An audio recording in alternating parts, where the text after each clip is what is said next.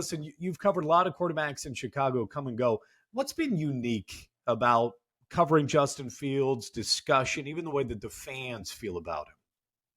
It's interesting. I have covered a lot. I was doing middays for every game of the Jay Cutler era. So think about that, was like the excitement of that guy coming. And then every year it was, what he needs is a better offensive line. What he needs is better wide receivers. What he needs is a real offensive coordinator. And by the end of 6 years, I laid down my conversational sword when it came to Cutler. And I said, I think he just is what he is. So that was instructive. Then we've had 3 years of dissecting Mitch Trubisky with the misdeeds of the franchise mixed in with his limitations. And now 3 years of dissecting Justin Fields with the misdeeds of the franchise mixed in with his limitations. And I feel like I've gotten smarter about quarterbacks. If you're paying attention, we all should have. It's like living through the 5 years of the Theo Epstein rebuild that culminates in a World Series. How do you not get smarter as you're watching this stuff if you're paying attention? So, look, Justin Fields has limitations in terms of being a pocket quarterback. And if there are 5 or 6 different attributes to what it takes to be a great quarterback, he's phenomenal at all of the other ones. But at the pocket quarterback thing, he has not shown the ability to read defenses, anticipate open spots, go through his progressions, process everything on the field, and pick a team apart when everybody knows he's going to drop back and pass. And he hasn't shown that yet. And I think that's reflected in the fourth quarter numbers. I think it's reflected in maybe a couple other stats, but stats are tricky and can be mitigated by the context, which is true. He didn't have a number 1 wide receiver until this year. He didn't have a representative offensive line until this year, and really maybe halfway through once Braxton Jones came back. But if you listen to the analysis of really smart quarterback decipherers and quarterback analysts, they'll tell you that he's an eye thrower. He has to wait that little bit for people to be open, that that he has those limitations in the pocket. And could he learn it? Could he get better? Maybe, but it's time to decide. You don't get 4 years when the 4th year could go to the number 1 overall pick in a quarterback-rich draft. I don't think you get that 4th year when you've had 38 starts and it's an opportunity presented, right now to the Bears. If they had the 4th pick in the draft, the 8th pick in the draft, we'd be having a different version of the conversation. I suspect they might still go with a rookie quarterback and give that a shot because of the advantages of the rookie contract and because of what I think they've learned, and I feel like I've learned about Justin as a pocket passer. But when it's the number 1 overall pick with a prospect of this caliber, it's actually a pretty easy decision, in my opinion. Has there been more defenders of Justin Fields than there were for Jay Cutler? Oh, boy, that's a great question because there's been way more than there were for Mitch Trubisky. That's for sure. Yes, that's for sure. But more than Jay Cutler? No, I'd say no. It's a really good question. I think in the first 3, maybe 4 years of Cutler, there were Cutler defenders, and I was often among them, that were as vociferous and more voluminous than the Justin Fields defenders. And part of that was what the outside world was saying about Jay. Remember, people used to crap on Jay like crazy, and famous in the NFC Championship game when they said, he's not hurt, he could be playing, and he's choosing not to. This entire city stood up and defended our guy. But then eventually, most people got to where I got. If you were a Cutler defender, you eventually put down your sword. You kind of had to. So right now, it feels like there are a similar number of Justin Fields defenders as there were Cutler defenders for a while there. But they're starting to scramble. The Justin Fields defenders are starting to scramble a little bit. as what's going to happen becomes a little bit more evident. And you'd like to think some of the wisdom of some of the arguments is having an effect, but I don't hold myself in that high esteem. Has this week at the combine made it feel, it's been even more so than I would have thought, but between Ryan Pohl's comments, the quotes from Caleb Williams, does it feel like it's a foregone conclusion over these last few days of the combine? Yes, to me, it really does. Unless they discover something in what hopefully will be an extensive personal scouting process that freaks them out. That's kind of always been my standing, and it still is now, especially with Caleb, admitting that he's happy to go to Chicago if that's where it is. But if they find something that freaks them out, or if they fall in love with Drake May or Jaden Daniels to an extent that they're like, you know what, these guys aren't that different. We could trade down and get a little something extra and take one of these guys. But I don't know, man. Caleb's been the de facto number one for 2.5 years, man. It's like opportunities like this do not present themselves with regularity.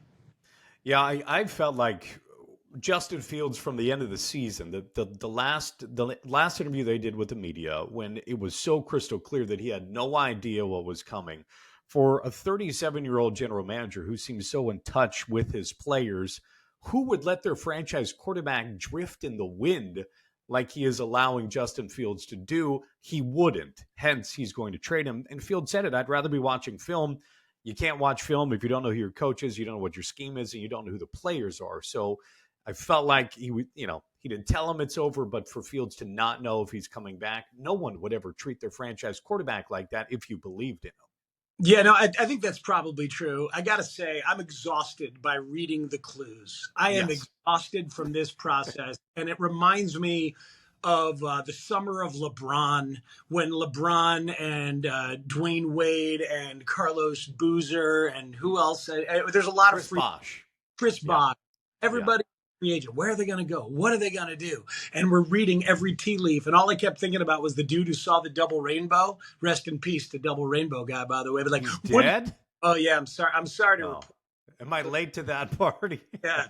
But what does it mean? Right. What does it mean? I'm so tired of that entire freaking thing. But I'm sure we'll play it on today's show. Yeah, probably. And I did see a double rainbow. And of course, you have to say double rainbow all the way. Yes. And I saw one recently. What did it mean? What did it mean, Judson? It meant my wife had to watch that YouTube video because she'd never seen it before. And then neither of us could figure out what any of it meant, including the rainbow or the YouTube video and the weeping that was happening. But one more Justin Fields for you. What is his ceiling as the Atlanta Falcons quarterback or wherever he ends up going?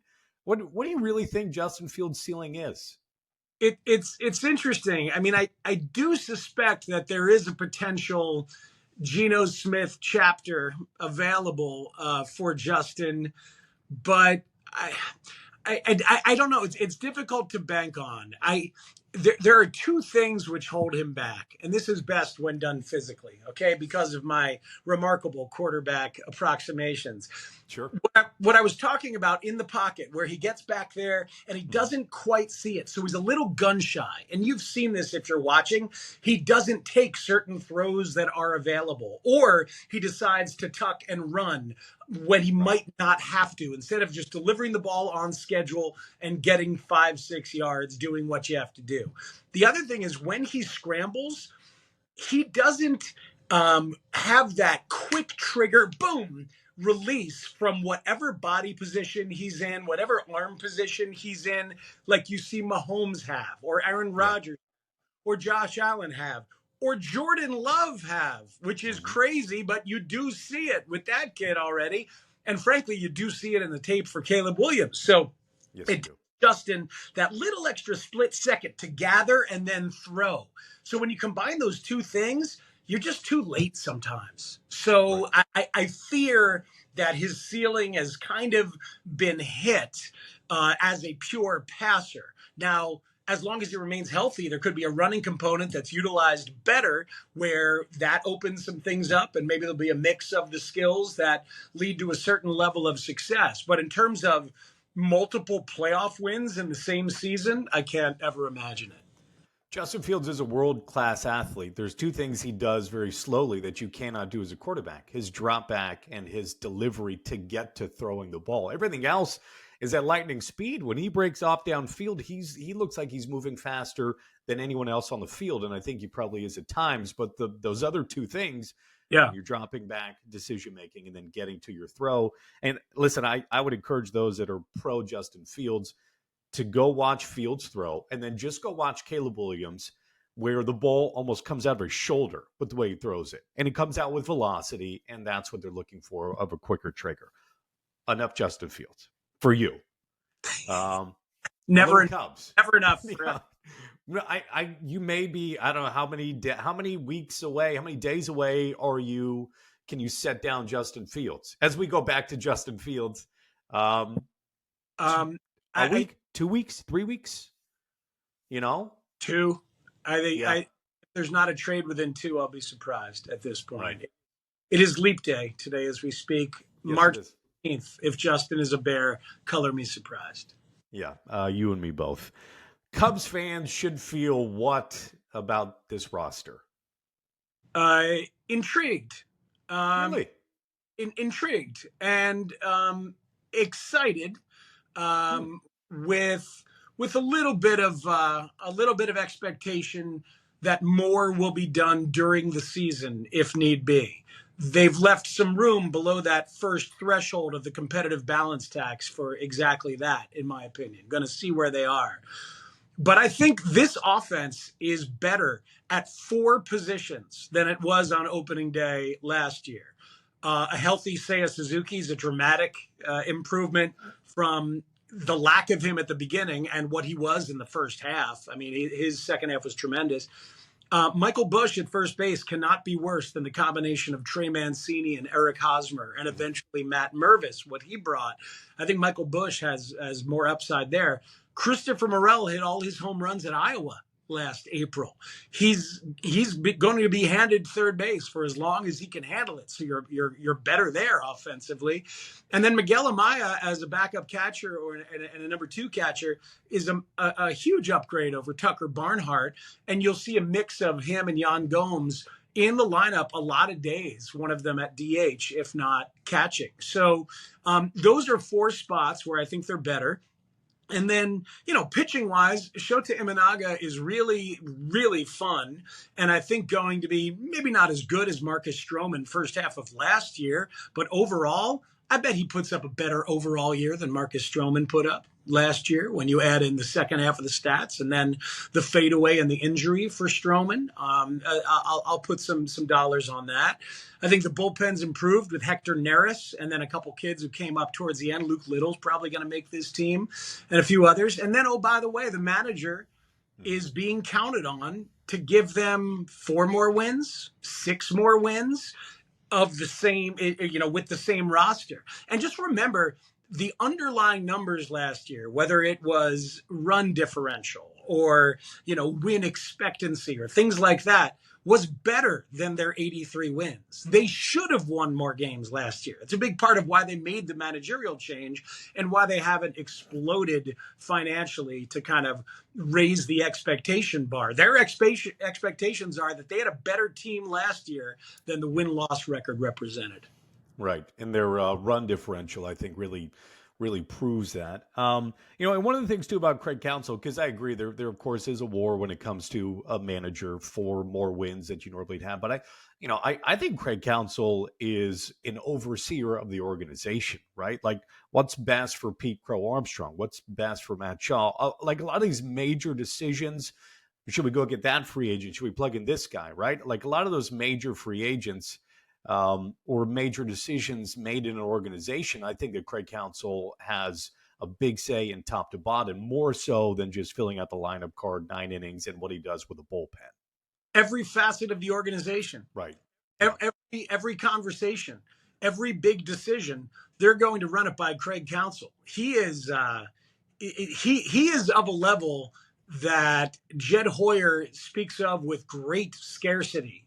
Jed Hoyer, the day that Counsell was hired, in an interview off to the side, said there are certain people in baseball that you meet who could do any job they wanted to do. He referenced A.J. Hinch, who was a front office guy and is now a manager. He referenced Craig Breslow, who was a pitcher and then could have been a coach, was a director of pitching for the Cubs and is now running the Boston Red Sox. And he referenced Counsell, who started in the front office in Milwaukee with Doug Melvin. And I asked Counsell that day, what realm of the organization is he going to have the biggest effect in? And he said he's just going to stack up as many little decisions as possible, and eventually they will add incrementally into wins, which is like how you calculate wins above replacement right there, isn't it? So yeah, no, he's very much a partner at the same level as Jed in terms, and you're already starting to see it. If you're paying attention during spring training, just the way that they've dealt with certain situations is different, and Jed is willing to let Craig rule over him on some things, and that's healthy. Yeah. It reminds me a little bit like a Steve Kerr type, right? Now, he doesn't have the championships, but Steve Kerr was once a general manager, now a head coach, a long-term deal. And you feel like there's a lot of organizations that would say, whatever role you want, whatever title you want to be president, you want to be GM, you want to be a head coach, you want to be assistant coach, whatever, you want to be an advisor, like we would take you around our organization. I think Craig Counsell probably, baseball world feels similar about him. You mentioned Jed Hoyer. Is his vision clear? You know, the Cubs, to me, with all of the things you said about the Cubs, there's a little bit of meh. Like this roster, it's like meh. Because there isn't, to me, a legitimate build-around guy, right? There isn't a build-around guy on the mound. Justin Steele may get there. You need a little bit more time. And, you know, you can maybe able to make the case for a build-around guy. Cody Bellinger may be able to make the case for a build-around guy. But there isn't the signature piece. Is Jed Hoyer's vision clear to you of what he's building? Yes, it's a big roster, man. Having one or even two build around guys isn't necessarily a winning formula in baseball. In basketball, it absolutely is. In football, it sure is, especially if it's a quarterback, obviously, or a legit pass rusher or something like that, or a monster interior lineman. But in baseball, you need a roster. And you also never know what you're going to have to add from year to year. So the vision to me is first and foremost flexibility from year to year. That's why winning the contract standoff with Scott Boras about Bellinger was so massive. This might be a 1 year, $30 million deal. Maybe it's a 2 year, $60 million deal.